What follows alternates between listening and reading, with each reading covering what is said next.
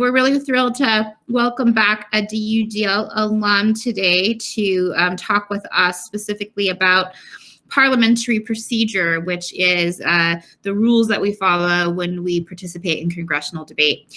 So Melina won so many awards when she was in DUDL and also competed in CHASA and speech activities as well. Notably, she won our Maximo Carrata Award, and she now has finished much of her college education and is going on to pharmacy school this year. So we're really proud of her. And she is going to talk today specifically about how to conduct a Congress round using parliamentary procedure. So if you have any questions, please feel free to drop them in the chat or turn on your video, raise your hand, turn on your ad audio shout out, and we'll be happy to answer those questions. And so please join me in welcoming Melina Harris. All right, so we are going to be going through a lot today. So if you have any questions, just interrupt me. And I'm used to doing Zoom, not Google, so bear with me here a little bit. So first, I dropped a note catcher in the chat because we're going to be doing a lot of things. So you can just go to that document, make a copy of it. You just go like under File, make a copy, and then it'll give you your own copy so you can make your own notes as we go through this because it is a lot of information at one time. All right, so first I'm going to go ahead and share my screen. Maybe.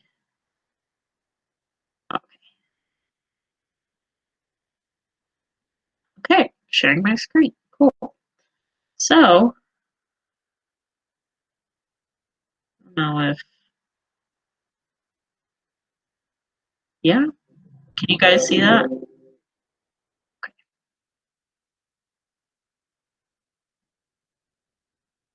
Looks good. All right, we'll let that load. Okay, so first, what we're going to be talking about today, we're just going to talk about parliamentary procedure and how you would typically conduct a Congress session, and then how we could or should do it online. And then briefly, we're going to talk about how to write a good Congress speech and how to deliver a good Congress speech. So first, we're going to start out with the rules and the regulations, which is also known as parliamentary procedure. So there are 3 different types of roles that you can have in a Congress setting. So the first is a presiding officer, and that's a student that is elected by the rest of the students that are participating. And they keep track of motions, precedents, and recency, the passage of legislation, and the timing of speeches. They also set the tone of the session. So like if you were doing like the winter like Santa Congress, that's going to be a little more fun, silly, lenient. And so you're the one who decides whether like how more like fun and how more strict you want to run the session. And then briefly, in this presentation, all of the words that are highlighted in this kind of like lilac color here are going to be words for the definition part of the note catcher. So I'm just going to briefly describe them in my own words. So a motion is something that you propose to the room to do a certain action. And we'll go through different examples of this as we go along. Precedence is a type of table that tracks the order of who gives speeches, so it's more fair. So if student A has given a speech 3 times and student B has only given a speech 1 time, and they both want to talk, you let student B talk first because they have had less of a chance to speak, if that makes sense. And then recency is pretty much pretty self-explanatory. So it's how recent it is. So if student A and student B have both given 3 speeches, but student A has spoken more recently, you give it to student B because they have waited longer and they both have spoken the same amount of times. The assistant of a presiding officer is going to be the clerk. So they will help the presiding officer in timing the speeches and the questioning periods, keeping track of precedence and recency, voting, and then keeping track, seeing if it needs 2/3 majority to pass or a simple majority to pass. And they also can do what regular representatives do, so like give speeches, propose motions, stuff like that. They can also vote. The presiding officer cannot propose a motion, and they also cannot speak, and their vote does not count. So we're just going to start, and we're just going to go through a fake Congress round here. And these are all of my students. And we have my PO in red, my clerk in pink. So we're going to run through 3 different bills here. And a docket is basically just the packet of bills that you can go through in a session. So we have a bill to ban automatic assault rifles, a resolution to recognize the Armenian genocide, and a bill to eliminate the Electoral College. A bill is something that is going into law. So usually there are funds allocated, or there is repercussions for not following the law. And a resolution is basically saying like, hey, we should do something about that. It's not a law, there's no consequences, and there's no real like set in stone, this is what we're gonna do. So now we have that all carried away, let's talk about how we're gonna get started. So our PO here in red is going to say, are there any motions on the floor? So that just means, does anybody want to propose a motion? So the 2 ones that are starting that you'll typically hear in the beginning, so I move for unlimited personal privilege.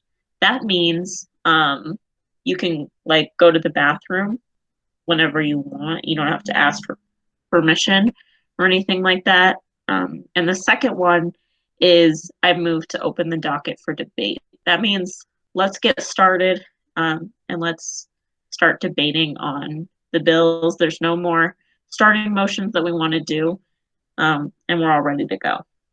And so once those pass, the clerk will rise and read the title of the first piece of legislation. So our little pink guy is going to stand and then read the title of the first one, which is a bill to ban assault rifles. Now, the PO will ask for an authorship speech. An authorship speech means you wrote the bill. So you get first dibs, first crack at writing giving a speech for the bill because you wrote it. If the person who wrote the bill is not present, then you move on to a sponsorship speech. That means you go to the same school as the person who wrote the bill, so you understand the gist, you just didn't write it. And if nobody from that school is there, then you do a speech and affirmation, which means you're just going to give a speech for the bill, even though you did not write it and you're not from the school that did write it. So the first speech is going to be 3 minutes, and you can go up to 3 minutes. You can do shorter than that. You can do a minute. You can do 2 minutes and 59 seconds. And then the first speech is always followed by 2 minutes for questions. So everybody else here gets 2 minutes to ask any questions they have about the bill or whatever the speech was talking about. And right after that questioning period ends, you'll have a second speech in negation, which is against the bill. And again, it's going to be 3 minutes, and then you get 2 minutes after that speech for the students to ask questions. And the way that Congress is set up is you need to have full rounds of debate. So you need to have the first speech for, and then the first speech against, and then 2 more speeches, 1 for, 1 against. And for each of those, they have 1 minute questioning period. So only the first pro speech and the first con speech have 2 minute questioning periods. And every speech after that will have 1 minute for asking questions. Once we get through a round of debate, so let's say like whoever wanted to speak on this, so like the yellow guy and the orange guy, the cyan guy and the lime guy, they all give speeches, and the PO after a round of debate will ask if there are any motions. So first we have to agree that everybody has given a speech on this piece of legislation and we're ready to vote on it. And so that motion is move to the previous question, which means going back to should we pass it? And that motion needs to be seconded. So somebody else, let's say the yellow guy says, I move to previous question, and the PO will say, are there any seconds? And then this guy says, I second. And so he agrees that that we should move on to voting. And the next, you'll actually vote on it. So you vote to vote, and then you can actually move on to voting, which is kind of confusing. First, you have to agree that we can vote and we're ready to vote, and then you actually vote on the piece of legislation. So you need 2/3 majority, and that can be, you just have to calculate that at the beginning. Usually the PO or the clerk will do that. And then once you have 2/3 agree, so let's say they do agree, then we can actually move on to voting. So the PO will ask, all those in favor of a bill to ban assault rifles, please raise your placard. And your placard is the little name tag thing that you get at the beginning where it says representative and then your last name. So you would hold up your placard if you want to pass the bill. And then he will ask for all those who do not want to pass this bill. And then they will raise their placards. And then they will ask for abstentions. Abstentions count as a no vote. And so abstention means, like, let's say this blue guy stepped out to use the bathroom at one point. So he hasn't heard all of the debate, so he's not sure. And so he could vote for abstention, which means I'm not really sure. But I'm not really sure counts as a no when we're trying to pass it. So you should only ever vote in abstention if you're not, like, if you miss part of the debate. There shouldn't be any other reason that you should vote abstention. It should be either yes or a no. So you need 2/3 of your votes to be in favor of the bill. So you need 2/3 majority agree that we should pass the bill to ban assault rifles in order for it to pass. And so once they tally it up and they see if it reached 2/3 or not, then we can decide whether it passes or not. So let's say we had 2/3 of everybody in the session agree.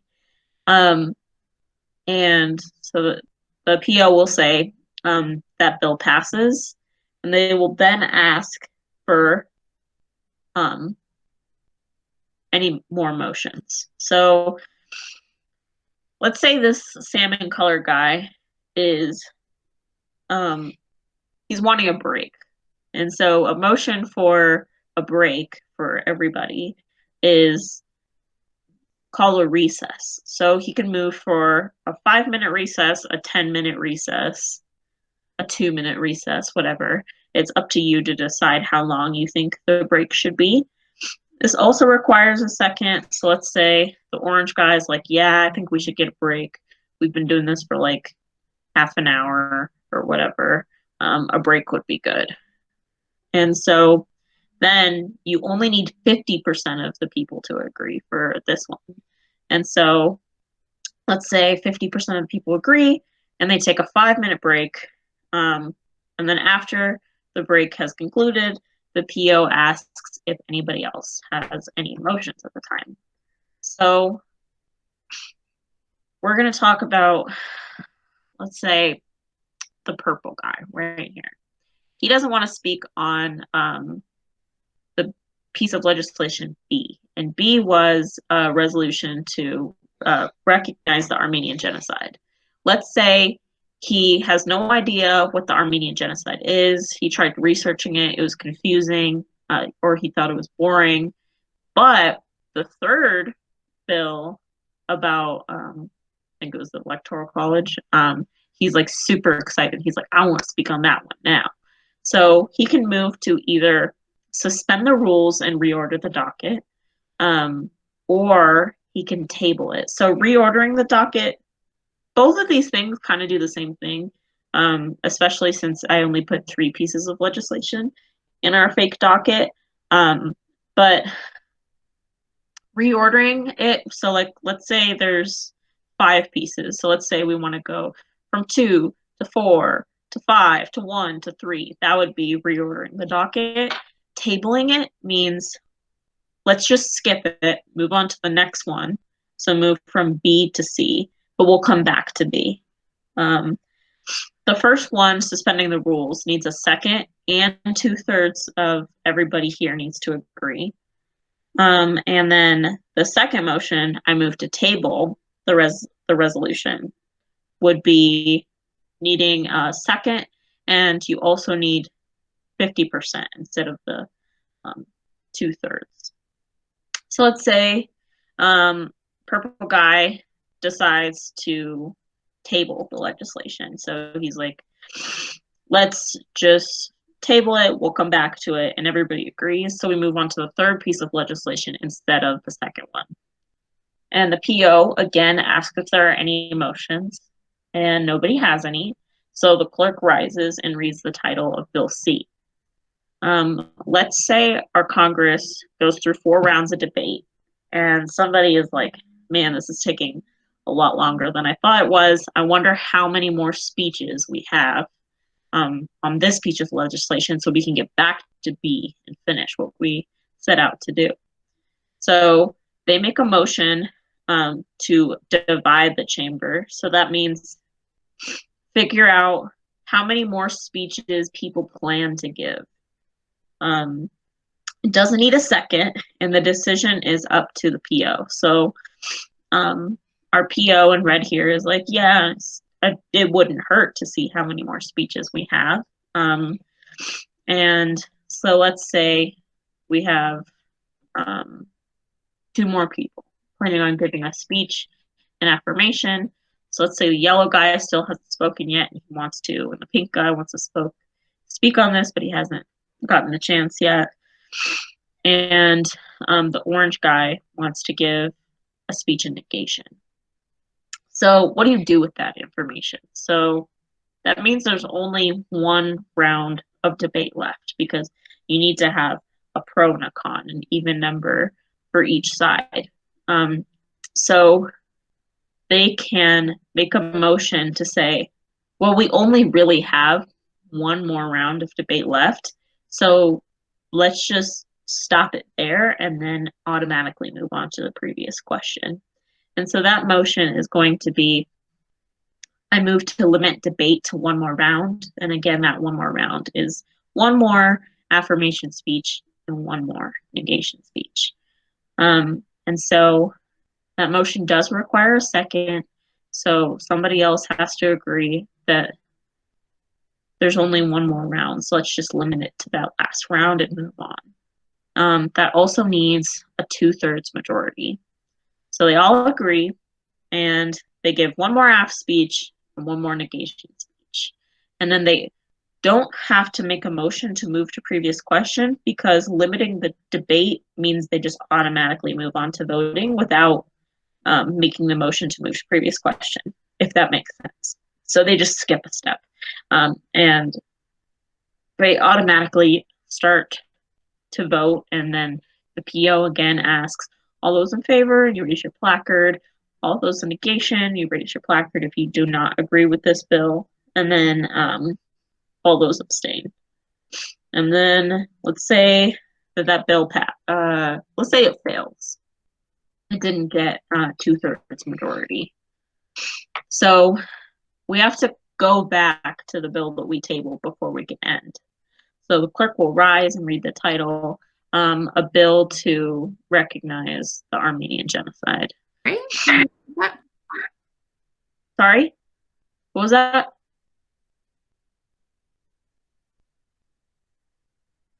Okay. So they read the title of the bill, a resolution to recognize the Armenian genocide. So they have 2 rounds of debate. So 2 aft speeches, 2 negation speeches, and one of the points that the negation is bringing up is that there's a typo in the bill. And they're like, well, it doesn't really make sense if there's a typo. So we can't pass it if the bill doesn't read as what it is meant to be. So they can motion to amend the bill, which is changing a part of the bill. So they would do, I move to amend the bill to change the word in line, whatever, from blank to blank. And that makes the bill make more sense. So it can be passed into law. So this requires a second again, and it needs a majority vote, so more than 50%. They also need a full round of debate on the amendment. So we step away from the bill itself and we move on to the actual amendment. So we're now arguing, should we change this part in the bill or should we not? And so you need 2 full rounds of debate on that. So 2 people who agree that we should fix the typo, and then 2 people who disagree. It doesn't make sense in this scenario for like changing a typo for them to like disagree, but we still need it. So let's say they just go through it really quickly.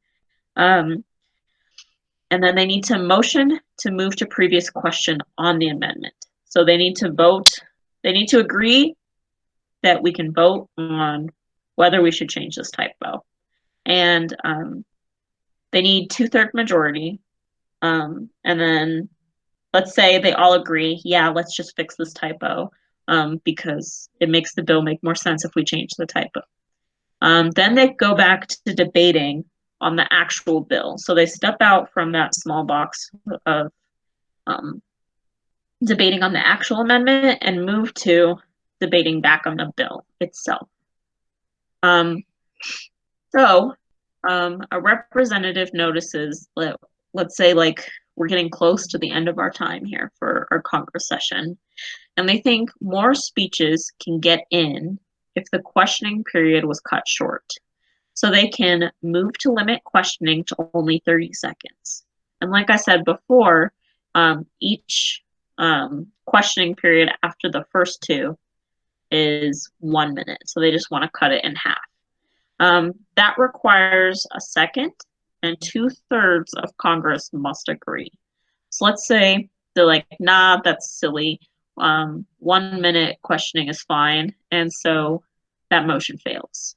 So speeches continue for 1 more round. before a motion is made to move to previous question. So that motion passes. They're like, yeah, we've thoroughly exhausted. We've been talking for a while on this one. And they vote on the bill and it passes. So to conclude the session, it's kind of a formality. So you have to move to adjourn for the day. So that means we're done. We finished everything. Let's stop here. And that also needs a second and a simple majority. So it just needs 50% to pass. And congratulations, the session is over. That was a lot all at once, and I went kind of fast. Are there any questions on any part of that, on how parliamentary procedure goes?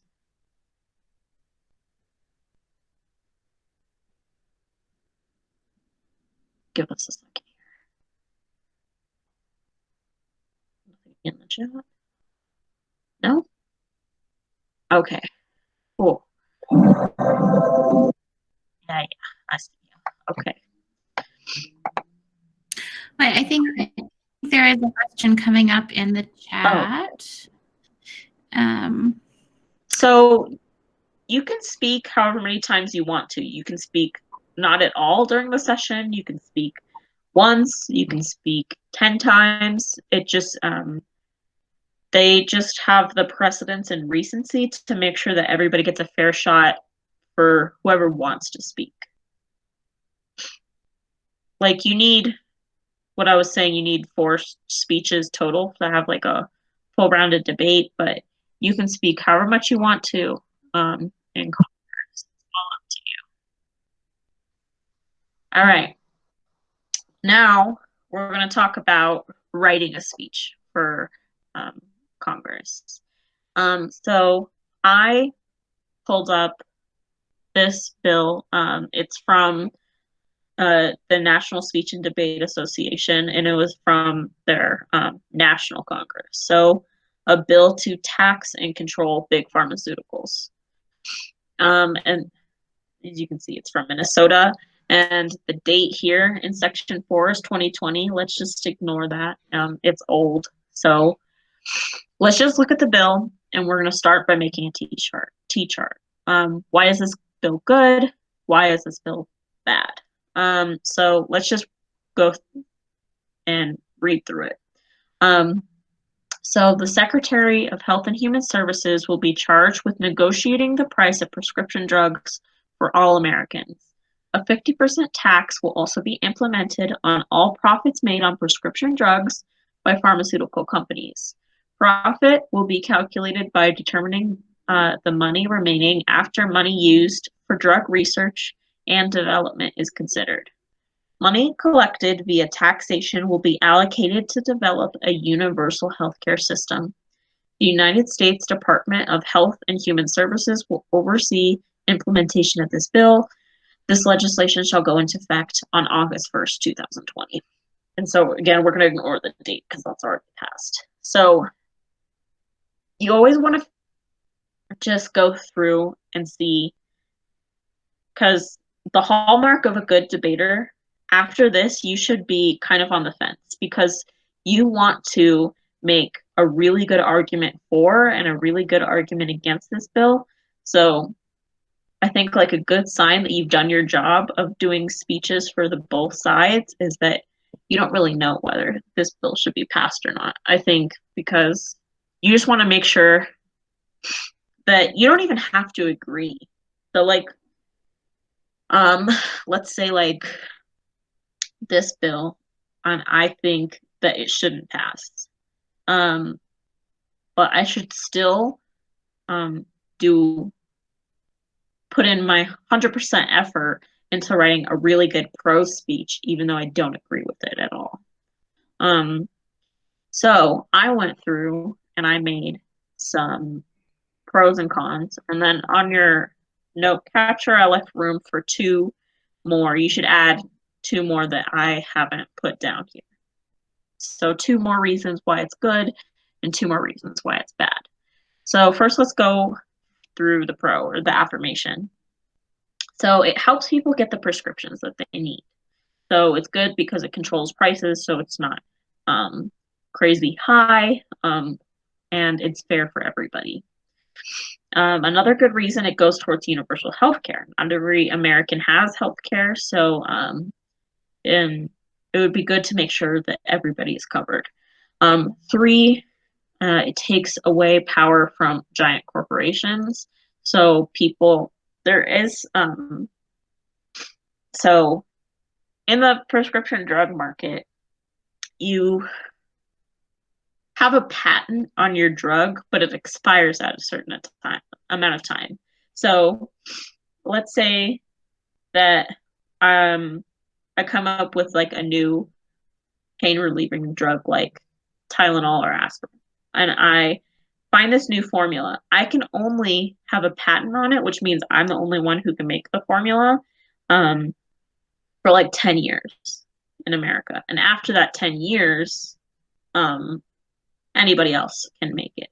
So it would take away the power from giant corporations from like in that 10-year period, making the price really high because they are the only ones who can make that drug. So let's move on to the con here. We have a question in the chat, Melina, from Mayella. And the question is, do you have to choose a side to debate, or do you have to speak both for and against and write notes for both arguments, for and against? Or do you get to choose? So that's a good question. So you can choose whether or not you want to just write a pro speech or just write a con speech. But I think it is beneficial to write both because, so let's say like you're in Congress, well, not the whole reason, but part of the reason you're there is to speak as much as you can. Like if you're doing it competitively, which is fine, but like a lot of you guys are just here to learn about it. So it's fine just like speaking once or twice. But a lot of people, like as you get better at it, you want to speak more and more and more so you get more practice. And let's say everybody in the Congress agrees that it should pass. And so they all write pro speeches. And then it's harder for you to get a turn to practice or speak if everybody else is doing a pro and that's what you wrote. So it's beneficial to write both a pro and a con speech just so you have more options about what you can speak on during the Congress. And then we have another question from Jason. If the PO does a poor job, can you motion to change the PO? That's a good question. So if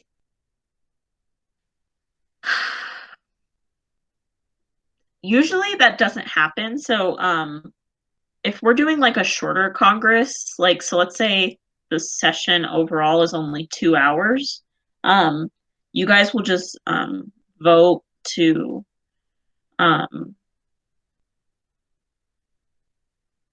like just pick a person. If you're doing like a longer one, like a half of a day you're spending in Congress, the POs get trial periods.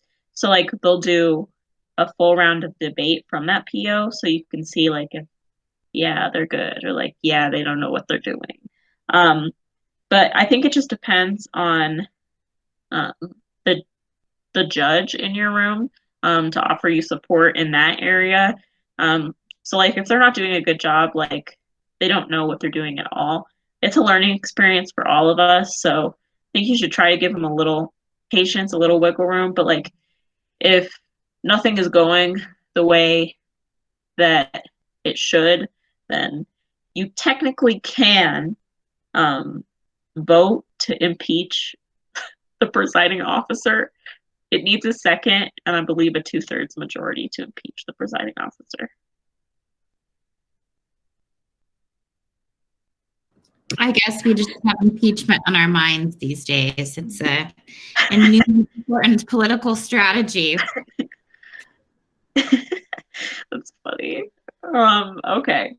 So, and then for con here, let's say we do it de-incentivize research and innovation. So like capitalism is built on the idea that people love money and people will create new things in the hopes of making money for themselves. So if we take away the big payout of this, then people are less likely to want to like try, which is kind of sad. It also makes harder for smaller companies to get started because again, that financial aspect is kind of taken away. And then also you can see here, you can twist the going towards universal healthcare as good or bad. It just depends on the evidence that you present and how you explain it. So let's construct our speech here. Usually, we'll say 3 reasons, but you only have 3 minutes. So sometimes if you have like a good, like chunky reason 1 and a good chunky reason 2, you might not need a reason 3. So that's why there's this asterisk. It's optional sometimes. It's up to you. Also, you're going to spend most of your time on your reasoning. So you're going to spend probably 30 seconds on the max doing your introduction / roadmap, and then probably 30 seconds max doing your conclusion. So I think that the easiest way and sometimes the best way to map out your reason is to do claim evidence reasoning. And I'm sure you guys have done this in like your English classes.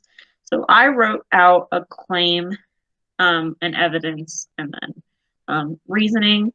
So this bill would provide more necessary accessibility to prescriptions, right? And so I go through, when I do my research, figuring out something that matches that claim. So I know that insulin is something that people with diabetes need to survive, right? And I also know that in America, we've been struggling with the price of insulin. So I just Googled insulin prices in America. And then I went through and I found a reputable source. So Time Magazine is a pretty good source. So a 2019 article from Time Magazine explains that a US citizen with type 1 diabetes chose to live in Germany because of the cost of insulin. She was paying around $70 a month for the medication and an additional $130 for pump-related supplies in America. And in Germany, she pays around $11 every 3 months. So that's a huge difference. $11 for 3 months and then $200 every month in America. So that's my piece of evidence here. And so now I have to explain how the claim and the evidence connects. So I would say it costs way too much for life-saving drugs in the United States. If the US sets the price for prescriptions, the manufacturer can turn a profit without hurting the consumer. This bill will save lives because a reasonable price for the average citizen can be reached. So no one would rather live an ocean away from their family just to get the medication that they need.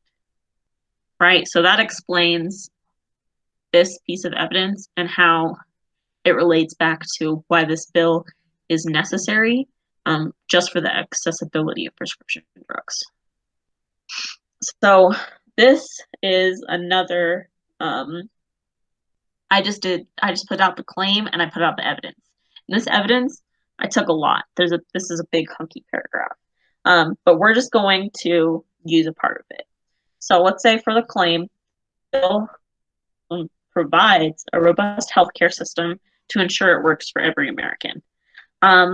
So let's say, we're just going to use this part. Americans have the highest chronic disease burden and obesity rate, the highest number of avoidable deaths and hospitalizations that root from preventable causes. So you would just explain how these two relate and how it relates back to the bill and why it's necessary, why you're right. And basically, in the note catcher, I left a spot for you to do that explaining, just to try it out yourselves. So we're going to move on to, I basically made an outline, right?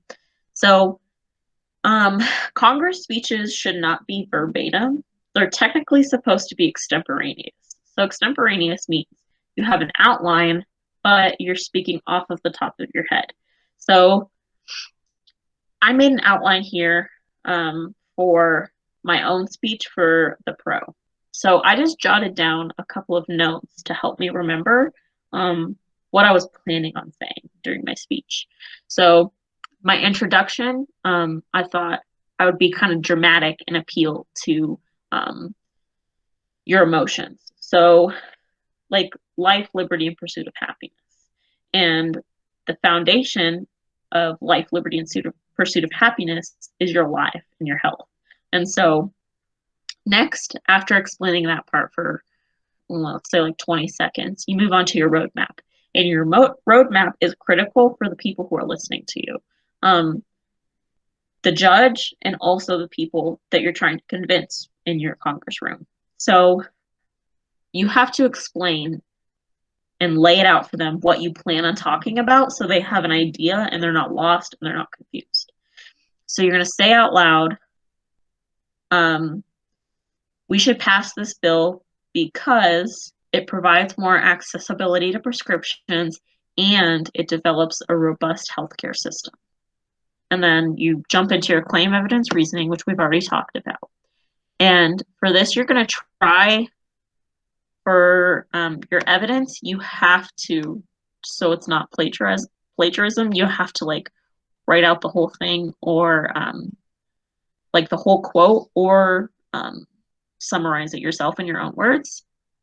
And then I only jot down a couple of ideas for the reasoning so that it comes from the heart kind of, and then it also reaches that extemporaneous part where you're not doing it word for word. And then, so really what I did here is you're just trying to connect it back to the theme of like life, liberty, and pursuit of happiness is what I chose to do. Also, another important part of Congress, and this is like, once you have your regular speech down, what's really cool about Congress is presenting counter arguments and also relating it back to what other people said before you. So let's say I'm like the third person to give a speech, and another representative, Representative Smith, has already brought up the prices of insulin. And I'm like, dang, that's the evidence that I used. So instead of repeating everything that Representative Smith basically said, I will say, like Representative Smith said, the prices for insulin in the United States are astronomical and they're outrageous, instead of going through my whole story because Representative Smith already mentioned it. Or you can present counter arguments or be like, so some people, like this one says, a previous speaker brought up the point that capitalism drives innovation. However, and then I would go into saying, I would bring up their point and explain why I think that their point isn't completely correct. And then usually the conclusion, this is like the biggest pet peeve of mine when you're doing a speech, bring it back to your roadmap. So you'll hear this a lot. I urge you all to vote in the affirmation or the negation so we don't leave any American behind because of a faulty system. And do not end your speech and say like, and yeah, or like, so that was my speech. That's not a good way to end it. So after your last sentence of saying, this is why you guys should vote for this bill, just take a slight pause, say thank you, and you're done. That's it. It just sounds cleaner. And if you go through all this speech and you're like killing it and you end with, and so, yeah, it kind of takes away from like that magnificent speech that you just gave. So yeah, that's how you're going to do like, and I just did it again. I just said, so yeah. So that's a good way to end your speech to make it sound more clean, more professional. it just sounds better when you end it like that. So we're gonna go through just a couple of ideas that you guys can take away from how to give a good convincing speech. So you're gonna use a loud enough voice. So I am sitting in a room right now, and you just need to use a regular speaking voice when you're online. Like you're talking to a friend. You don't need to yell. You're not like projecting in like one of those like DU lecture halls. You don't need to yell. You don't need to speak louder than as if you were just talking to somebody else in the room with you, especially in an online setting. Also, you should build on the arguments that were already presented. Like I said, presenting counter arguments, and then also building off of what others said. You should fluctuate your tone. This makes you sound more interesting to listen to. Like I've been talking for 45 minutes now, and I kind of have a monotone voice. You guys can hear it. So like putting emphasis on certain words and being more dramatic can help make your voice sound more interesting, so people will like hang off of the words that you're using, and it also helps you sound more convincing. Also, looking in the camera helps a lot if you guys are using a camera, and you don't have to use a camera. It's just something that like if you're online, it kind of helps like eye contact. Really makes a connection with your audience, so they're more inclined to believe you and be persuaded by you. Also using gestures that are meaningful. And then I have a good example of this later. And then also using a good structure and an outline, so it's easier to follow along with what you're saying. Nobody gets lost. And you just present a clear argument, which also helps you sound more persuasive here. Last but not least, I have a couple, it's going to start playing automatically, sorry.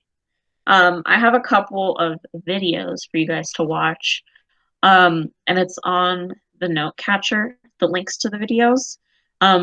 The first one explains ethos, pathos, and logos to help you appeal to your audience by making a more persuasive argument. Because there are different types of like pieces of evidence or what you're explaining that can help provide variation and help you be more convincing. The second video is a student congress example, and she gives a speech and then she also goes through the question period. So you guys can actually see how an actual speech is given and then what type of questions are asked in response to the speech. The final one is my favorite. Whether you like President Barack Obama or not, you cannot deny that he is a fantastic speaker. His oratory skills are amazing. And so he uses ethos, pathos, logos. He appeals to the audience. He uses great gestures, good eye contact, and then he makes people, like he relates back to the audience just like, I'm one of you, you know? And building that like rapport is something that is an excellent tool for just persuading people in general. So whenever you guys get a chance, I would definitely look at these 3 videos. It will help you become better at Congress, a better speaker, and whoops. I hope that was helpful.